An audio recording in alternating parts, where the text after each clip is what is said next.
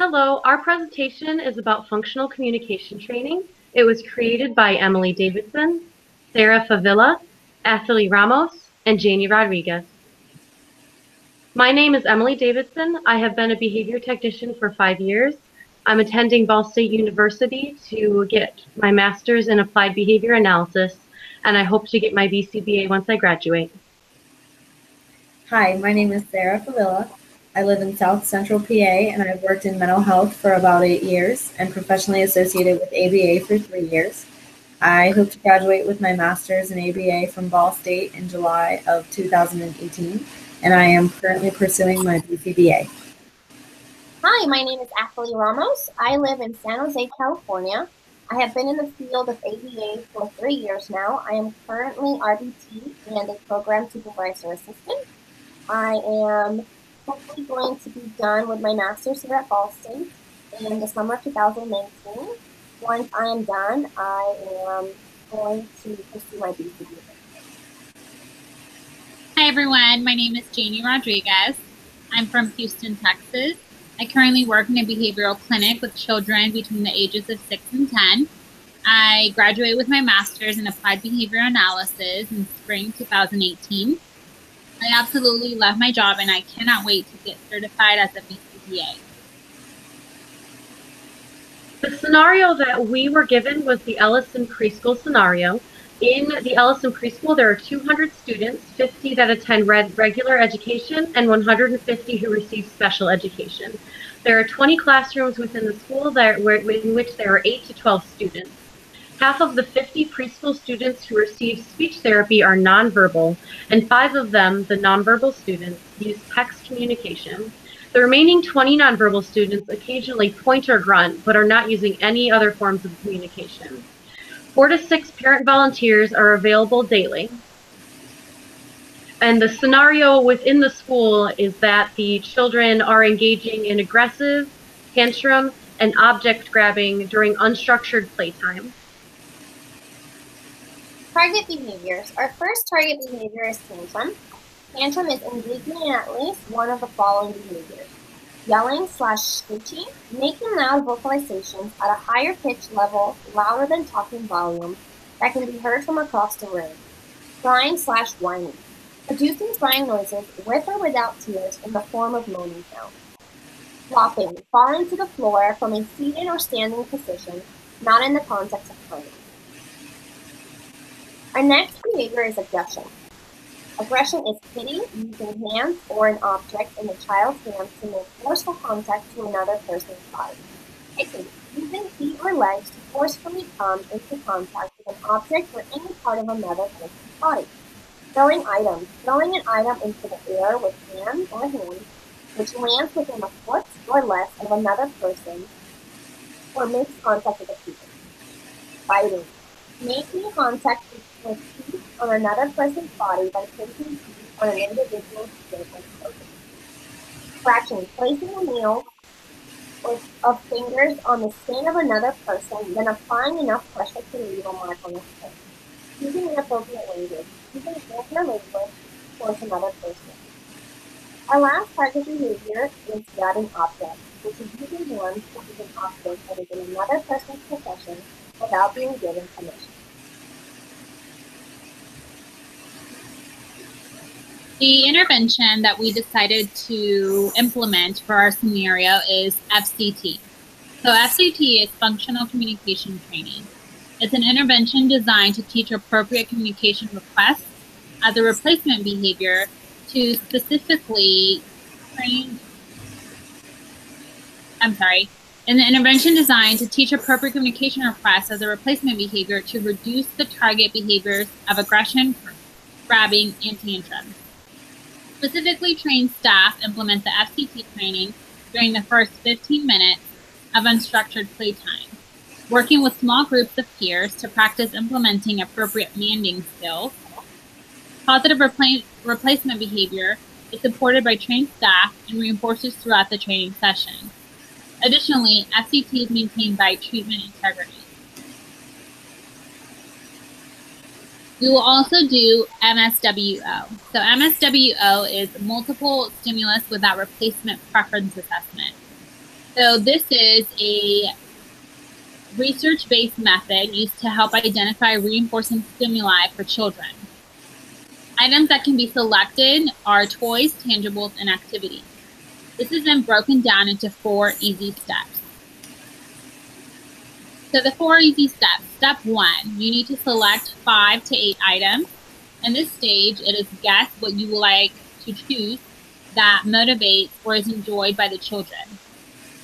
Items are, again, but are not limited to, toys, edibles, and activities. Step 2, prepare the materials and data sheet. Gather all materials that will be used for the preference assessment and spread them apart by 1 to 2 inches. If the preference assessment is about an activity, pictures of the activities may be used. Additionally, the data sheet should have columns for the items that will be selected.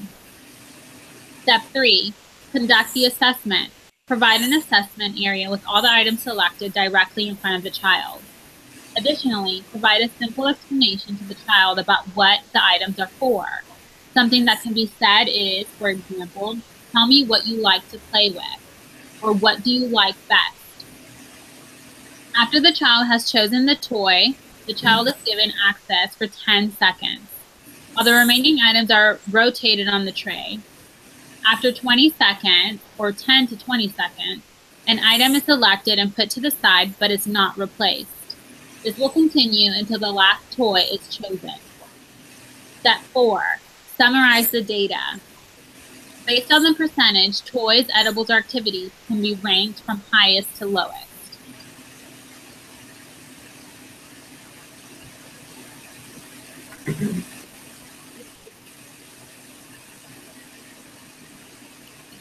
So we're using functional communication training to increase manding between peers, as well as increasing responding to mands from peers. So at the beginning of our procedures, we are going to be conducting the multiple stimulus without replacement preference assessment with each of our students for 5 toys to conduct what toy they're most motivated for. After the MSWO, we're allowing each child 10 seconds to engage in the play item that they highest prefer. The instructor will approach one of the children and ask the student to share their toy with the instructor. This instruction can sound like, can I see the blocks? Or can I have a turn? A correct response from the student is if they give the toy to the instructor within 5 seconds. If the child does this, the instructor will provide verbal praise. After the instructor holds the toy for 5 seconds, the instructor will prompt the student to demand for the toy back using a verbal prompt. An example of this could be the instructor saying to the student, say, I want the blocks, or say, it's my turn. A correct response from the student would be if they man for the toy within 5 seconds. If the student does man for the toy, the instructor will give the toy immediately and provide verbal praise. Then the instructor will repeat steps 2 through 7 for 5 trials. If an error occurs throughout the procedure, the instructor will use least to most prompting to prompt the correct response. The least amount of prompting would be gestural prompts. The next up would be partial physical, and last would be full physical prompting. Anytime that the instructor is providing a prompt, they will also provide the discriminative stimulus with it, such as, it's my turn with the toy, and then provide a gestural prompt, or I want to play with the toy now, and provide a partial physical prompt, or can I have the toy, and then provide a full physical prompt. Note that the prompt level and any order is subject to change dependent on the student being targeted. If the student engages in crying, yelling, or flopping behaviors, provide least to most prompts to follow through with the demand. If the student attempts to grab any toy without manding, block grabbing response and use least to most prompting to follow through with the demand. And if the student engages in aggressive behaviors, block aggression and guide the student to the designated de-escalation area and begin de-escalation procedures. For instances of aggression, guide the student to the de-escalation area and demonstrate de-escalation techniques. Step 1 is to delimit. Ensure the environment is safe. Remove the child or children who are engaging in the target behaviors of aggression and reference deep breathing paired with stressful. Step 2 is to encourage taking a break and empower children to regain control for a short period of time of 60 seconds. Step 3, resolve. Redirect to the functional communication training once the child or children is back in control and ready to learn to address the appropriate method of interacting with peers. A goal for staff during the de-escalation techniques are to show empathy and respect, treat each child with dignity, validate the child's feelings, and empower a behavior change.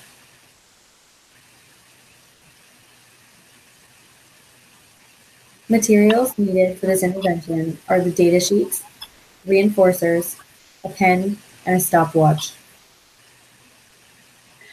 The data collection we will use for the functional communication training will involve writing down the date and the phase number. The phase numbers will be elaborated on later in our PowerPoint. The data collection sheet will also include the student's name for each student involved in the intervention, and then a tally for the number of independent responses to MANs from adults or peers. There will also be a column to tally the total number of opportunities to respond to MANs from adults or peers. And then those two columns will be calculated into a percentage of times that the child independently responded to MANs. And then we also have a section that tallies the number of independent MANs from the child. There's also a part that tallies the total number of opportunities to MAN, and another section which calculates the percentage of independent MANs from the child. Next, we have the behavior data sheet. The behavior data sheet is used to collect data on target behaviors during functional communication training. You will begin by filling out the date and the student's initials. Record the number of occurrences of each of the different topographies. At the end of each training, add the total amount of occurrences and record under total section. A note section is provided to indicate any observations. Operational definitions are included at the bottom to ensure the correct behaviors are being recorded. There are 14 phases of this functional communication training. Each phase gradually increases at 15 seconds per phase. Phases 1 through 9 alternate between peer and adult interactions during the phases, with the goal of gradually phasing out the adults.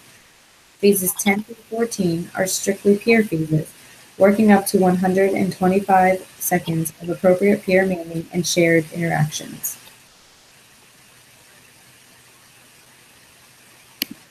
Who will implement FCT? There are 20 teachers in Ellison Preschool, 1 teacher per class. There are 40 teaching assistants, 2 per class. There's a list of parent volunteers. From that list, 4 to 6 volunteers are available daily.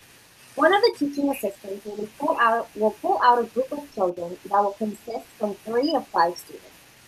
The assistant will implement FCT, and the parent volunteers will help with data collection. During the beginning of FCT implementation, the school PCBA will observe the assistant to ensure treatment integrity.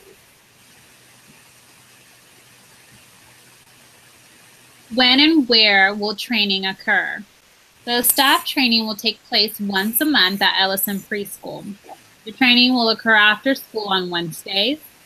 Wednesdays are minimum days at Ellison Preschool. So all paid staff will be compensated their hourly salary for the time that they are training. Staff will receive training materials and data sheets in addition to live training. Training will be ongoing and will be led by the full-time BCBA. Treatment integrity will be assessed by the BCBA once a week. The BCBA will fill out the treatment integrity checklist. Any components of the checklist that are not followed by the facilitator will be addressed by the BCBA. Retraining of the intervention is mandatory if treatment integrity falls below 80%. This data sheet is the treatment integrity checklist that we have developed for our intervention. It is important to state the purpose of the treatment integrity checklist and the intervention. The purpose of our intervention is to increase client spontaneous social interactions, create awareness of peers, and build a history of reinforcement with them. It is also to increase functional communication between peers, as well as decrease episodes of problem behavior due to MAN deficit. The data collection below The Y stands for a yes, N stands for no, and NA stands for not applicable. The first section of our treatment integrity checklist is the preparation section. In this section, we are referring to the MSWO that is conducted at the beginning of the FCT training procedure. The next section is the teaching procedures section, and it outlines all the steps that the facilitator should be using to appropriately implement the FCT teaching procedure with each of the students. On the left side, there's the trial number. So we've accounted for each of the trials that will occur, which is 5 trials. And then within that trial, did the facilitator appropriately implement the steps that are outlined next to it on the right side. On the next page, we also have a section for the problem behavior procedure. So if a child does engage in aggressive behavior, how the facilitator appropriately handles the de-escalation procedures and techniques, and if they implement them in the way that it is written within the plan. And the last section is the data collection and follow-up. And in this section, it's just the BCBA is ensuring that the implementer of the treatment plan is filling out the data sheet correctly according to how the BCBA created the data sheets to be used for. And at the very bottom, under the treatment integrity section, there is an area where the BCBA can calculate the percentage of the intervention that was implemented correctly by the facilitator. That will be calculated by adding up the number of yeses and then dividing that by the number of yeses plus no's, multiplying it by 100. And as I said before, if that percentage falls below 80%, then the facilitator will be retrained on the intervention methods.